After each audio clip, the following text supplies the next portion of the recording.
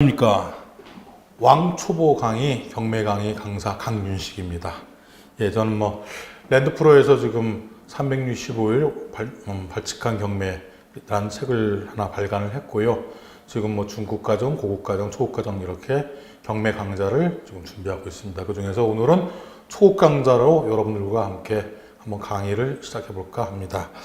자, 경매라는 것은 이제 멀리서 본다면 상당히 어려운 그런 종목으로들 많이 생각하시는데, 천천히 아주 아무것도 모르는 단계에서부터 아주 기초를 단단히만 다져 나가신다면 그다지 어렵지 않습니다. 그리고 그 기초만 단단히 해놓은 상태에서는 충분히 수익도 많이 낼 수 있기 때문에 기초를 좀 단단히 하면서 공부를 좀 해 나가는 게 어떨까. 그래서 저는 이 강의를 갖다가 아주 쉽게 또 반복적으로 여러분들께 좀 학습시켜 드림으로써 딱 한 번 듣고도 나 법원 가서 경매할 수 있어, 자신 있어 할 수 있는 경지까지 제가 강의를 할 겁니다. 그러니까 여러분들은 저만 믿고 그냥 따라와 주시면은 충분히 경매에서 승부를 걸 수 있는 좋은 강의를 좋은 경매를 할 수 있다라고 저 생각을 합니다. 자, 그래서 제가 이제 강의를 하려는 것은 이제 초보 강의이긴 한데, 사실은 용어들이 사실 쉽지가 않습니다. 그래서 용어들 자체가 평상시에 일반적으로 들을 수 없는 용어들이기 때문에 용어 풀이가 조금 어려울 거예요. 그런데 제가 가급적이면은 용어도 풀어서 말씀을 드릴 거니까 그 부분도 가히 염려하지 마시고, 그리고 또 많이 접하지 않은 부분들이기 때문에 이런 부분들을 어떻게 풀어 나갈지에 대한 어떤 대응책, 이런 것들, 그리고 또 경매는 얼마를 갖고 어떻게 진행되는 건지, 이런 것들에 대해서 충분히 설명을 드릴 겁니다. 첫 번째 이제 말씀드릴 것은, 경매를 하게 된다고 그러면, 도대체 얼마 정도의 자금력을 갖고 할 수 있습니까? 라는 이야기를 많이 물어보십니다. 그러면 여러분들 보통 장사 한번 시작하신다 그러면 인테리어 비용하고 권리금 주고 한번 아무리 조금만 가게 한다 그래도 1억 이상씩은 다 들어가시잖아요. 근데 경매는 본인이 어떤 인테리어 비용이나 그 가게터나 이런 것들 필요 없기 때문에 본인이 투자한 대금에 대비해서 몇 프로 정도의 수익률을 낼 수 있느냐의 부분이고, 투자 금액은 전체 낙찰받은 금액에서 물론 정부의 시책에 따라서 대출 여부가 작아지기도 하고 커지기도 합니다. 지금은 조금 많이 작아진 상태이긴 한데, 통상적으로 제가 오랜 기간 경매를 해봤을 때 전체 낙찰 금액의 80%에서 70%에서 80% 정도는 은행에서 대출이 가능합니다. 그러니까 1년에 예를 들자면 그러면은 한 1억 정도의 빌라를 낙찰받았다 그러면은 은행으로부터 한 8천만 원 정도까지는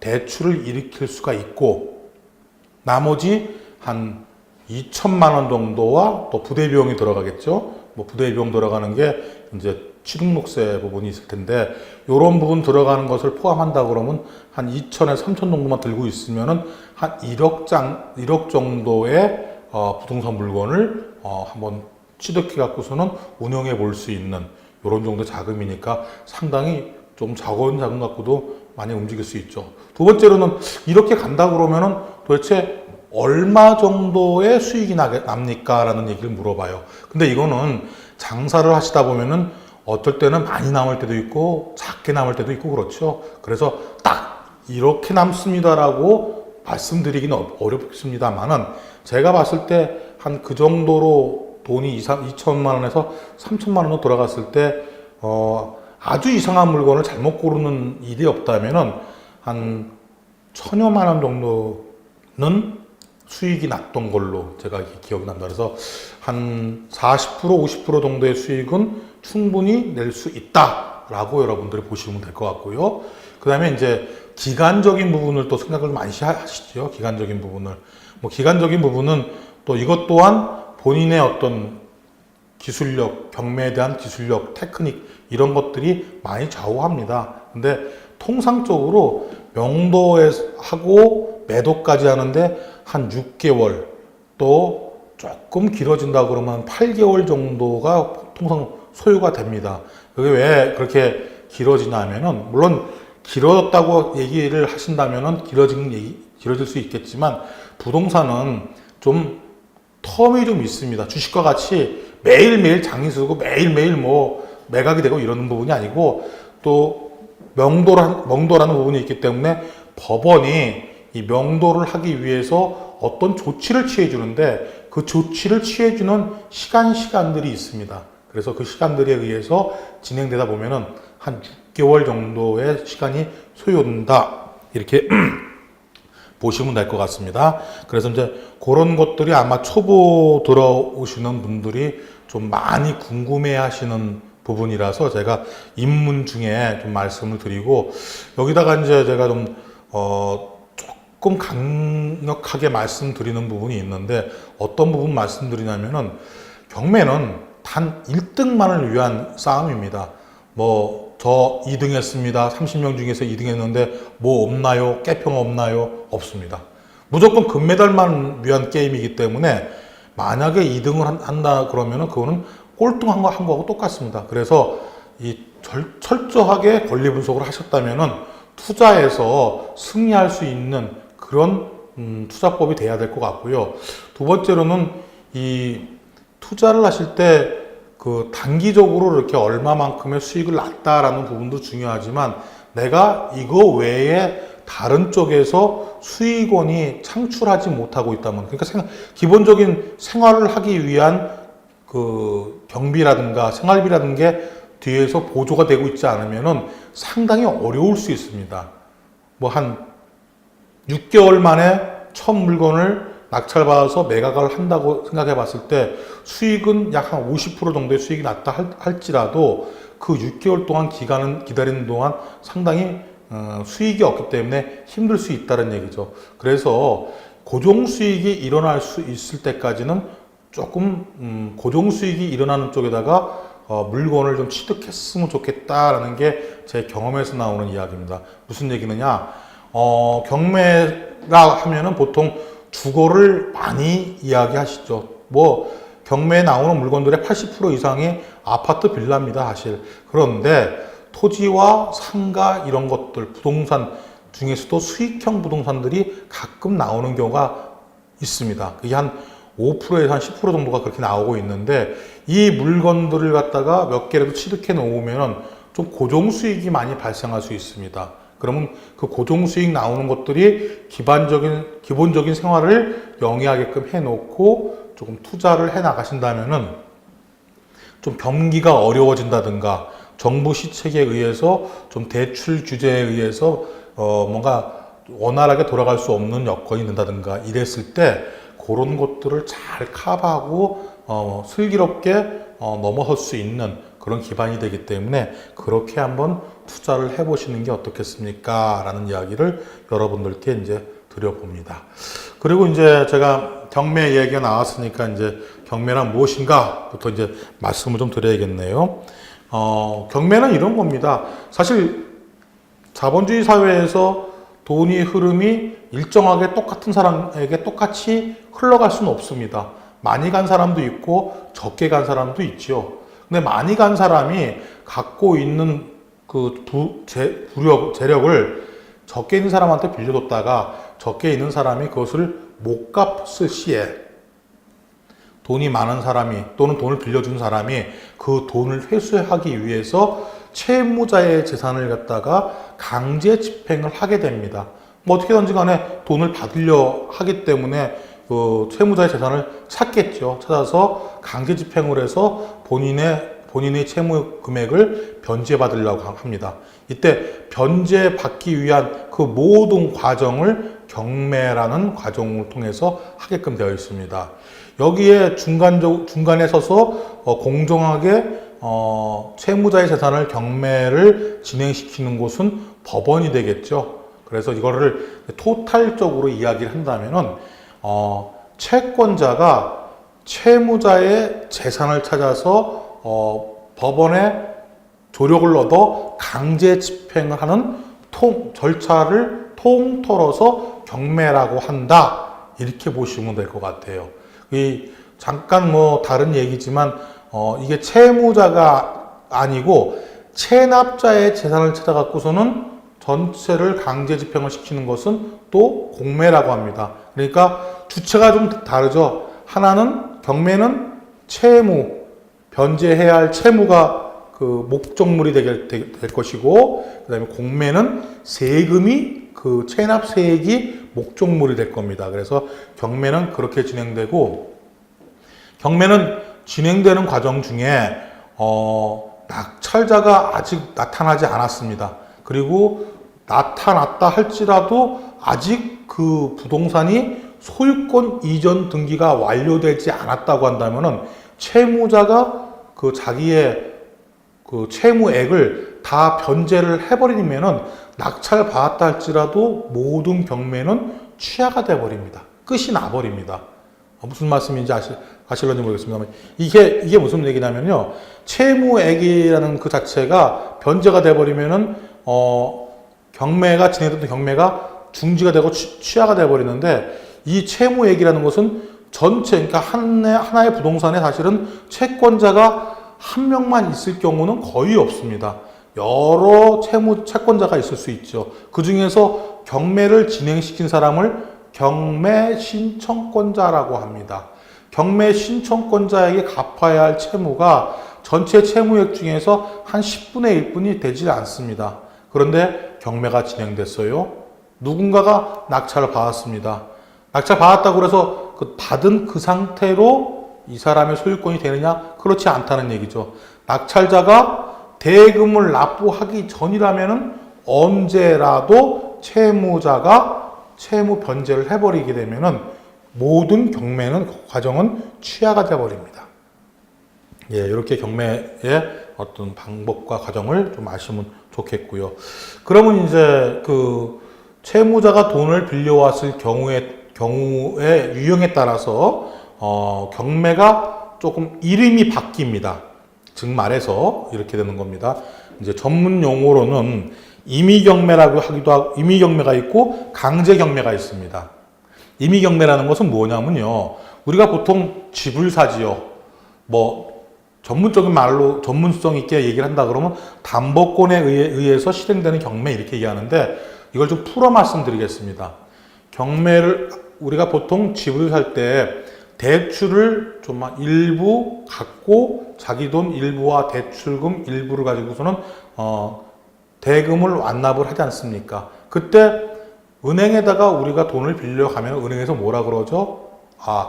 저기 갖고 있는 담보 물건이 있습니까? 라고 얘기합니다. 그랬을 때 제가 요번에 집을 사려고 하는데 소유권 이전 등기와 동시에 제 소유권이 되니까 그 집을 담보로 해서 나머지 그 부동산 매매 대금을 좀 대출해 줘 갖고서는 같이 대금 지급을 하게 해주세요 라고 해서 담보 물건을 설정하고 대출을 일으켰습니다.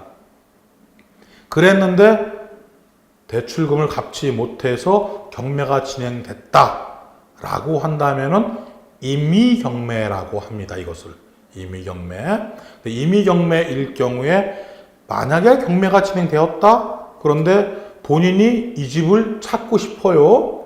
왜? 내 집이 지금 정상적인 금액보다 경매 금액은 항상 더 낮은 금액으로 낙찰되기 때문에 손실이 클 수밖에 없죠. 그러다 보니까 채무자가 직접 뛰어들어갖고 야 이거 내가 찾아야겠다 싶어서 낙찰을 받으려 한다? 안 됩니다. 이거는. 그래서 채무자가 아닌 제3자가 낙찰 받는 것은 아무 문제 없는데 채무자가 자기 소유의 부동산, 자기의 채무자의 소유의 부동산을 직접 낙찰받게 해서 입찰에 응하는 것은 법원에서 허용하지 않고 있습니다. 가끔은 저한테 그렇게 문의가 많이 옵니다. 제가 남편이 사업이 안 돼갖고 이 집을 찾고는 싶은데 제가 대신해서 들어가면 안 되겠습니까? 대신이라는 단어는 안 되는 것이고 제 소유로 취득하면 안 되겠습니까? 라고 물어보시는 분들이 있어요. 배우자이기 때문에 이럴 경우에는 가능합니다. 우리나라는 부부별산제이기 때문에 부군의 그러니까 배우자의 재산이 경매 넘어갔다 할지라도 다른 배우자가 그 배우자의 재산을 찾기 위해서 경매 참여하는 것은 아무 문제가 되지 않습니다. 또는 자녀가 참여하는 것도 문제가 되지 않습니다. 오직 본인, 채무자이면서 소유자인 본인이 본인의 부동산을 취득하기 위해서 경매에 참여하는 행위는 무효로서 안 되는 행위로 이렇게 규정하고 있습니다. 두 번째로는 임의 경매 말고 강제 경매라는 게 있습니다. 이거는 이제 전문적인 용어로 말씀을 드리면은 채무 명의에 의한 경매다 이렇게 얘기를 하는데 무슨 얘기냐? 여러분들 통상적으로 이제 가까우신 분들과 함께 예를 들겠습니다. 가까운 분들이 돈을 좀 빌려달라 그렇게 얘기를 했습니다. 그래서 그래 돈을 빌려주마 얼마 크지 않은 금액입니다. 뭐 한 500만 원, 1000만 원 이렇게 소소한 금액을 빌려달라 그러니까 가만히 보니까 친구분이 빌려달라는 그분의 재력을 보니까 이 정도 금액은 금방 갚을 수 있는 금액 같아요. 그래서 그냥 알았어 하고 빌려줘 버렸어요. 빌려줬는데 돌려주겠다라는 날짜가 훨씬 지났는데 불구하고도 돌려받지를 못했습니다. 이분은 어떻게 하겠습니까? 몇 번 독촉을 하다가 뭔가 돌려받기 위한 방법을 찾겠죠. 그런데 본인이 돈을 빌려줬다라는 영수증 하나 들고 법원 뛰어가서는 이분이 이렇게 많은 재산을, 채무자인 친구가 이렇게 많은 재산을 갖고 있으니까 경매를 넣어주세요 라고 영수증 하나만 딱 집어넣는다 그러면은 법원에서 해주겠습니까? 안 해주겠습니까? 경매 안 넣어주지요.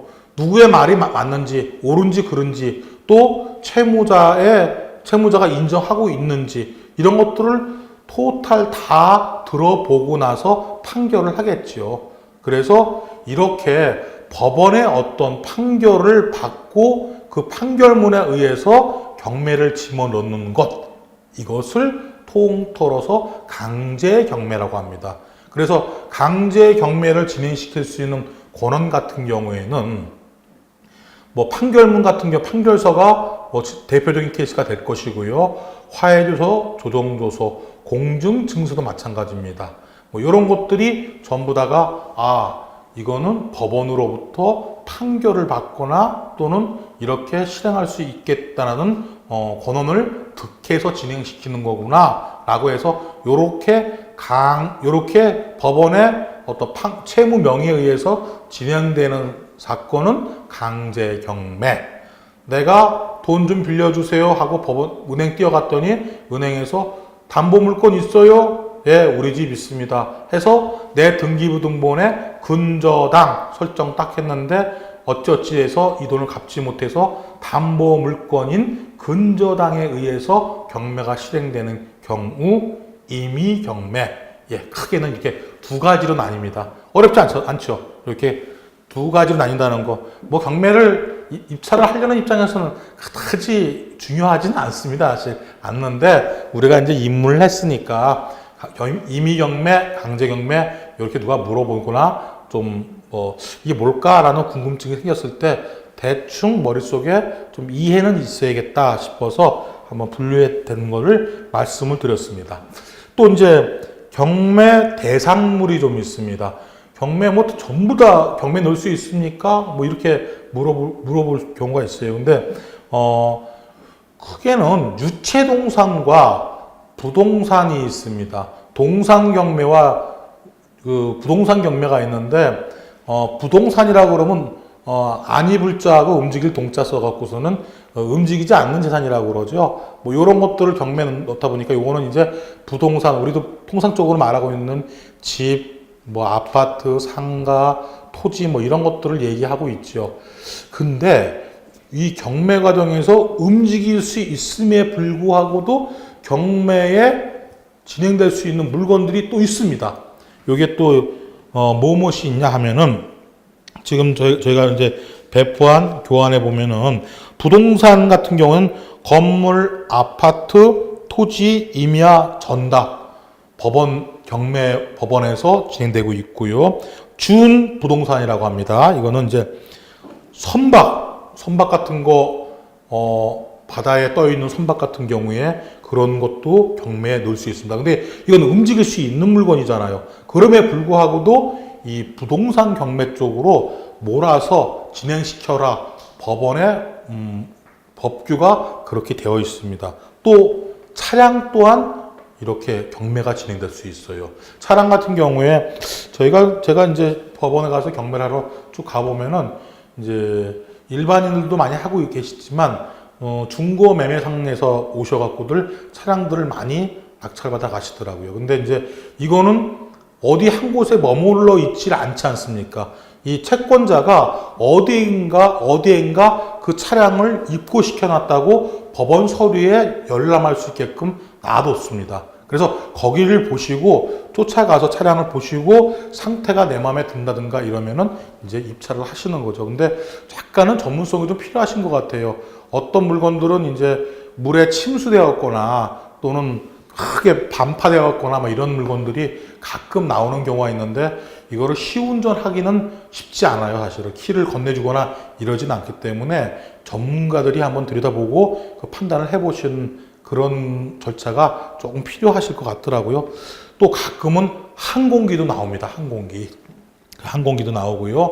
그 다음에 어업권, 광어권. 이게 뭐냐면요. 어업권, 광어권 같은 경우에는 바다 앞에 이렇게 고기를 잡을 수 있는 공간에 대해서도 일정 권리가 있습니다. 그래서 이런 것들도 가끔은 경매로 나오고 있고요. 그 다음에 광산 채굴권이라고 할 수 있겠죠. 이런 것들도 경매로 나옵니다. 그래서 이런 것들이 이제 준 부동산을 통하고 유체동산 같은 경우에는 가재도구와 유가증권. 근데 유가증권에서도 보면은 가재도구는 유체동산이라 그래서 현장 경매가 원칙이에요. 그러니까 만약에 우리 드라마 같은 데서 보면은 뭐 법원에서 나왔습니다 그러고 딱지 막 붙이고 그러지 않습니까? 그런 이제 가압류 시키는 과정이고 현장에서 경매하는 것은 그분들이 현장에 나와갖고 이거 전체 얼마예요? 하고 딱 매겨놓은 게 있어요. 거기서 나는 테레비만 필요합니다. 식기 세척기만 필요합니다.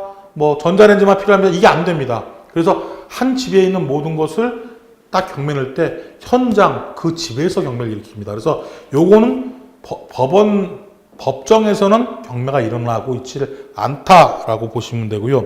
또 유가증권이 있습니다. 유가증권은 골프 회원권과 비상장 주식 같은 경우가 됐는데 이거는 현장에서도 되고 뭐 골프 회원권 같은 경우에는 거의가 뭐 그 법원에서 진행된다고 보시면 될 것 같아요. 그래서 골프 회원권 같은 경우에도 뭐 골프 회원권이 나중에 뭐 얼마로 뜰지 아니 내려갈지는 모르겠지만 현 시세에 준해서 딱 나오고 나면은 그거를 취득하시려는 분들이 이제 시세보다는 싸다 싶으면은 법원에 와서 입찰로서 취득하는 경우가 꽤 있죠. 그래서 경매 대상물에 대한 이야기는 한번 말씀을 좀 드려봤습니다. 네, 그리고 이제 이 물건들에 대해서 경매가 물건이 올랐으면은 우리 어디 가서 그거 봐야 되나요? 물론 유료 전문 사이트가 있긴 합니다. 유료 전문 사이트가 돈을 내고 내가 전국에 나오는 물건들을 좀 보고 싶습니다. 그럼 볼 수 있습니다. 하지만 뭐 기본적인 것을 먼저 여러분들께 말씀을 드리고 또 유료 사이트를 이용할 수 있는 방법도 좀 알려드리는 게 순서가 맞을 것 같습니다. 그래서 여러분들이 우리나라 대법원에서 이러이러한 물건들을 경매로 진행시킵니다라는 것을 무료로 올려놓은 곳이 있습니다. 그곳을 한번 들어가 볼까요? 일단 검색 엔진에다가 여러분들 대한민국 경매 정보, 법원 경매 정보라고 치십시오. 대한민국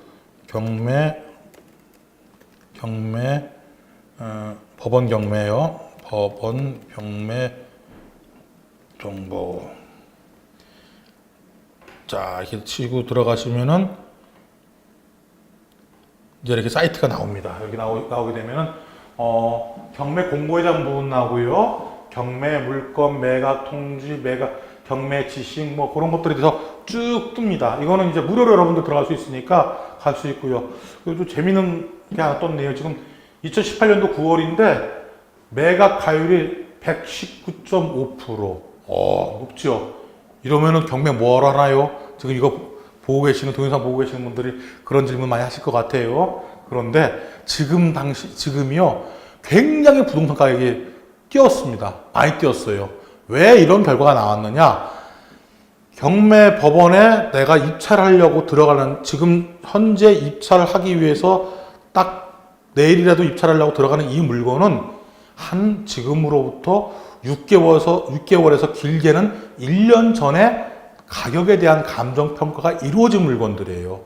1년 사이에 어마어마하게 부동산 가격이 뛰어버리면은 현장 그 1년 전에 감정된 물건이 6억에 나왔다고 한다면 지금 현장 가보면은 7억 정도 하고 있습니다. 그러면, 작년에 내가 이거 감정평가서에는 6억이라고 보고 왔는데, 그러면 나 6억 써야 되네? 그럼 떨어지는 거죠, 뭐. 어떤 분들 와갖고, 야, 그래, 7억이라고 나왔으니까, 나 7억에서 한 3천만 원 정도만 싸게 살래? 또는 한 5천만 원만 싸게 살래? 라고 해서 한 6억 5천 정도 기재하면은, 그래도 지금 시세로 봤을 때는 5천만 원 싸게 산 거예요. 그렇게 쓰다 보니까 119.5%라는 매각 가율이 나온 겁니다. 금액이 높아졌는데, 이거는 아마 부동산 주택 가격이 주도를 하고 있기 때문에 현재의 어떤 시점 방향을 그렇게 산 거라고 보면 될 것 같습니다. 그리고 이제 이쪽 아래쪽에 보시면은 부동산과 동산으로 구별을 하고 있습니다. 그래서 중앙지방법원에서 진행되는 물건이 있고, 여기 옆에를 눌러보신다면은 전국에 있는 법원에서 다 경매가 일어나고 있습니다. 경매가 다 진행되고 있는데, 이 다 일어난 물건들이 하루에도 한 몇백 개씩 됩니다.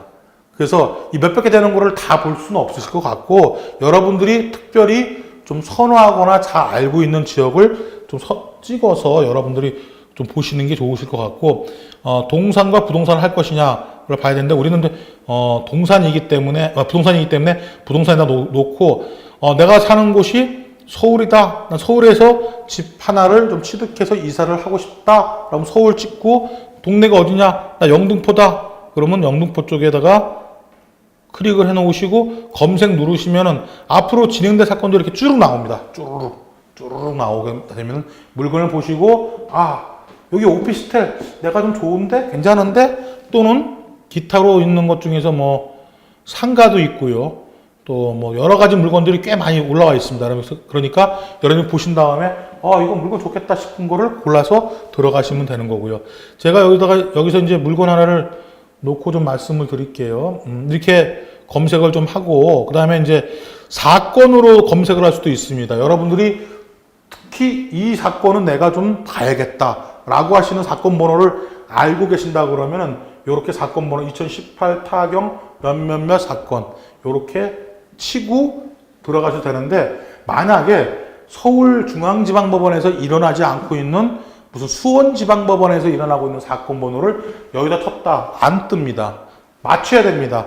중앙지방법원에서 일어나는 사건이고 그 사건 번호가 몇이다. 이게 맞춰져야 그 사건에 대한 기록이 딱 올라오고요. 그다음에 이제 간단하게 말씀을 드리면은 기일입찰과 기간입찰이 있습니다.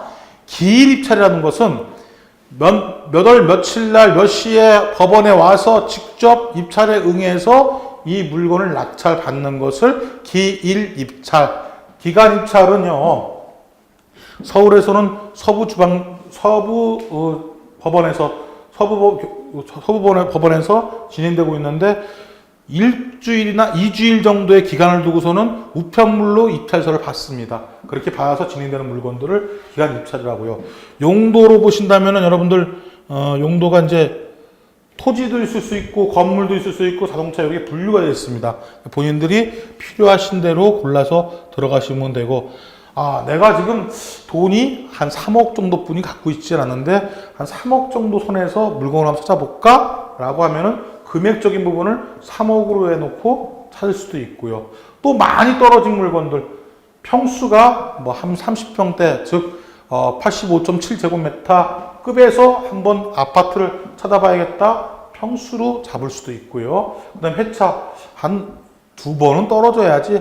1회 떨어지면 얼마큼씩 내려간다고요? 20%씩 내려갑니다. 20%나 또는 30%씩 내려가는데 그건 법원 따라 다르고 있습니다. 법원의 그 운행 방침이, 우리 법원은 30%씩 저감시켜 그러면 요번 달 한번 진행시켰는데 아무도 낙찰받은 사람이 없어요. 그러면 지금 최저 금액으로 진행됐던 물건에서 30%를 저감되게 시켜서 1억짜리를 요번에 진행시켰는데 아무도 낙찰받은 사람이 없다? 그러면 한 달 정도 후에 30%가 저감된 70%부터 입찰에 응할 수 있는 그렇게 최저가를 낮춥니다. 그런데 어떤 분들 그런 얘기 물어보죠. 내 생각으로는 한 6,500만 원에 받으면 딱 좋겠는데 그렇게 쓰면 안 됩니까? 안 됩니다. 최저 금액보다는 무조건 높은 금액에 쓰셔야 됩니다. 그 이상은 지난번 가격보다 높게 쓰는 건 괜찮습니까? 그 이상은 괜찮아요. 뭐 10억도 20억도 괜찮습니다. 근데 최저 금액보다 낮은 금액으로 입찰은 안 되는 겁니다. 그렇게 금액을 쓰시려고 그러면 한 1회차를 더 기다리셔야겠죠. 한 번 더. 예, 그렇게 생각하시면 되고요. 그 다음에 뭐 특이사항이라고 해서 법정상금, 별도등기, 유치금, 뭐 분묘기지금 뭐 이렇게 있는데 요거는 조금 공부가 돼야 될 부분이기 때문에 요거는 나중에 뭐 몰아서 공부하는 것 쪽으로 하고요. 제가 이제 경매가 이제 진행되는 사안을 말씀을 좀 드릴까 싶습니다. 경매가 진행되는 사안을요.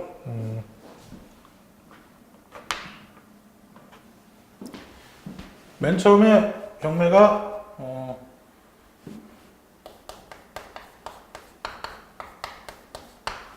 경매 접수를 하게 되죠. 접수를. 예.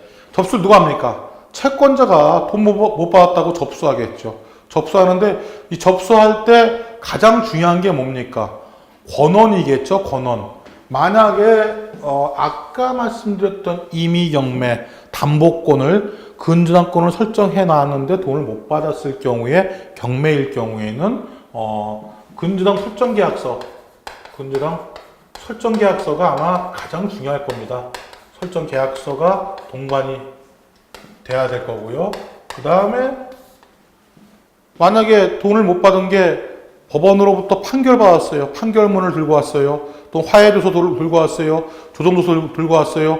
공증증서 들고 왔어요. 이렇게 채무 명의에 의해서 진행되는 것을 강제경매라고 그랬죠. 이렇게 했을 때 채무 명의가 필요하겠죠. 그래서 이렇게 두 가지 중에서 하나가 경매를 진행시킬 수 있는 법원에서 받는 권한이에요. 권한이고 그 외적으로 여러분들이 이제 채권자의 초본이라든가 그 외에 뭐 서류들이 준비될 게 꽤 많이 있습니다. 그래서 딱 준비하시고 이 물건을 접수를 딱 하게 되면은 법원은 이거 등록세를 납부하고 오세요라고 합니다. 등록세를 어디 가서 납부하느냐? 해당 구청에 가시면은 세무과가 있죠. 거기 가서 경매를 진행시키려고 하는데 등록세가 얼마입니까? 라고 하면은 그 등록세를 납부하고 가져오면은 이 모든 서류와 더불어서 딱 등록세 영수증을 첨부를 합니다. 그렇게 첨부하게 되면은 그 등록세 영수증이 있기 때문에 이제 이 모든 서류가 문제 없다라고 판단이 되면은 등기소로 보내게 됩니다. 등기소에서는 등록세가 들어왔으니까 등기부등본에다가 등록을 해야겠죠. 등기를 해야겠죠. 예, 등기를 합니다. 등기를 하고 한 3일 정도가 지난 이후에 3일 이후에 채무자에게 송달을 합니다. 송달을. 법원의 모든 과정들, 집행하는 모든 과정들은요, 채무자에게 송달을 하지 않고는 집행을 할 수가 없습니다. 그래서 송달 과정이라는 건 굉장히 중요합니다. 물론 중간에 사람이 송달할 수 없는 여건이 이루어지면은 특별 송달이나 공시송달이라는 걸로 해서 송달을 이루어지는데 대부분은 법률적으로 송달이 되었다는 입증이 돼야만 다음 순서로 진행이 되게 되어 있습니다. 그래서 그렇게 송달이 진행되어야 된다. 이렇게 보시고요. 두 번째로 가면은 이제 법원은 서류를 준비하게 되지요. 서류를 준비하게 됩니다. 이 서류가 감정평가서,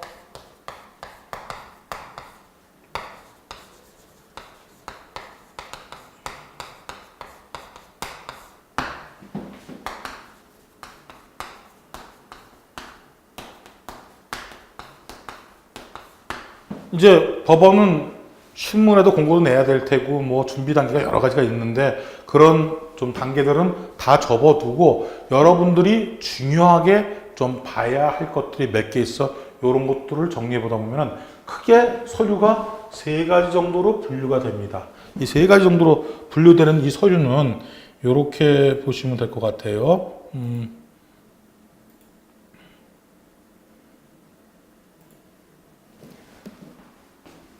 여기가 겹쳐지니까 잘 안 보이네요. 여기는 좀 이제 지워놓고,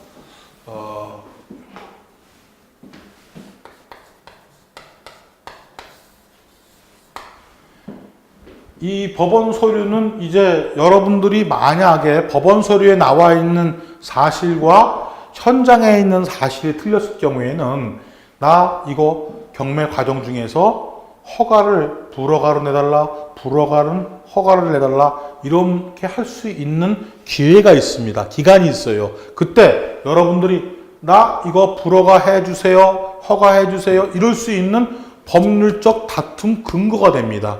여기에 나와 있는 것들이기 때문에. 그래서 매각물권 명세서라는 걸 작성하게 되는데 여기는 이제 사건 번호가 부여가 되는 곳이 있습니다.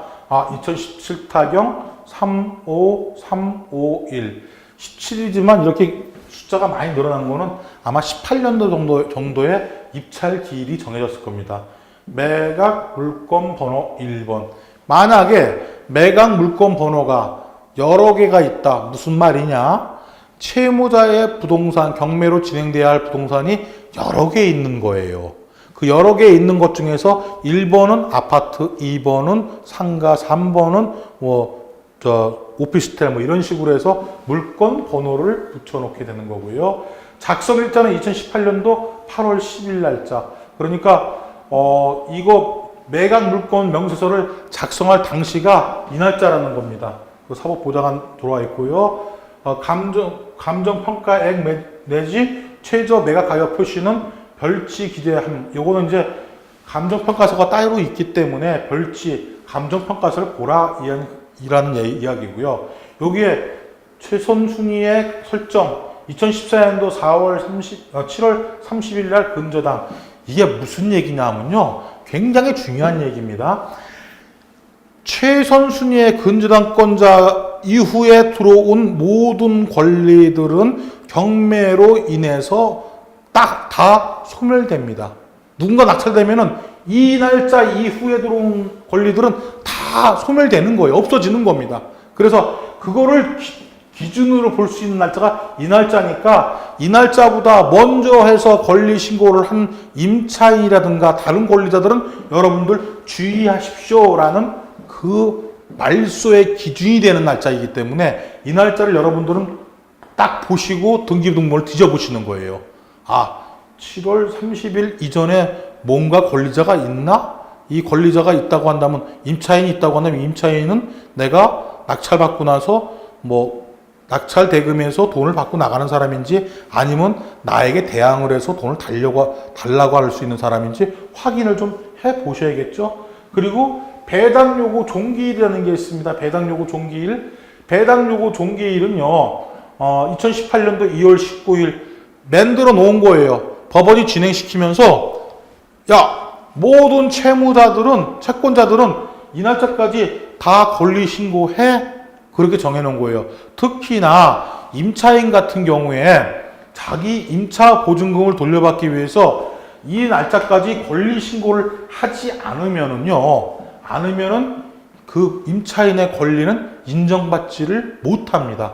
그래서 굉장히 중요한 날짜라고 볼 수 있겠습니다. 그리고 이 배당요구 종기일까지 권리 신고를 끝낸 사람이 배당요구 종기일이 지난 이후에 나 철회하겠습니다. 철회 안 받아줍니다. 이거. 그리고 매각물권 명세서에는 임차인들의 관계가 들어가 있죠. 그런데 이 임차인들의 보증금도 올라와 있습니다. 2,500만 원짜리고요. 그리고 차임 월세가 50만 원짜리랍니다. 그런데 이 사람 전입신고한 게 2017년도 8월 11일이에요.